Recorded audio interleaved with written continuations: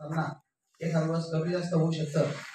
तर त्या बाबतीत मी सर्वप्रथम या ठिकाणी उपस्थित असलेले आमचे, मी त्यांना दाजीच म्हणतो, मी काही दादाजी सर म्हणत नाही, कारण आमची बहीणच त्यांना दिलेली आहे की नाही. तर त्यामुळे मला नेहमी सांगावंसं असं वाटतं की असं कोणाला असं वाटत असेल की बुवा सरमुळे आपलं मन दुखवलं, माणसाचं मन दुखवायचा कोणाचाच हेतू नसतो, परंतु अनावधानाने एखाद्याचं दुखवलं असेल त्याबद्दल मी माझी स्वतःची दिलगिरी व्यक्त करतो.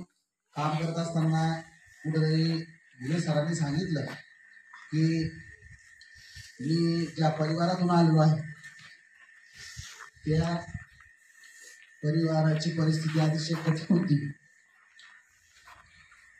आणि म्हणूनच मला काम करत असताना या ठिकाणी प्रामाणिकपणे काम करावं असं वाटलं. आणि कांबळे सरांनी सांगितलं की कोणत्याही ठिकाणी माणूस जर गेला त्याला आपलं काम प्रामाणिकपणे केलं पाहिजे है की नाही. तर त्या भावनेतून मी या ठिकाणी काम करण्याचा प्रयत्न केला आणि अतिशय जीवाभावाची मित्रमंडळी या ठिकाणी मिळवली. आदरणीय वाघाळे सर असतील, त्याचप्रमाणे तांदळे सर असतील, प्रवीण सर असतील, आपले भुगे सर असतील, शिंदे सर असतील. शिंदे सर सुद्धा नेहमी माझ्या सोबतच होते. ऑनलाईनचे सगळे कामं शिंदे सरांनी आपल्या शाळेचे हँडल केले. त्याचप्रमाणे सरांनी सांगितलं आता की गावातील कोणी एखादा व्यक्ती आला तर तो व्यक्ती ताणात असतो आणि मग त्याला हँडल करावं लागतं, त्याच्यासोबत डोकं लावावं लागतं. तर त्या प्रसंगी सुद्धा मला आदरणीय आपले तांदळे सर असतील यांची खूप मदत झाली. पूर्वी सर होते त्यावेळेसही आम्ही सगळेजण सोबत एकमेकाच्या विचारानं, एकमेकाच्या मदतीनं आम्ही शाळा ही चालवत आपण इथपर्यंत पोहोचवली आहे.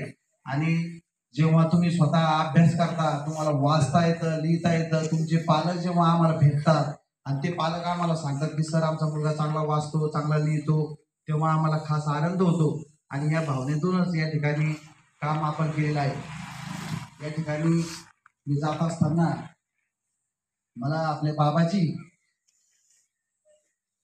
आणि आपल्या मामी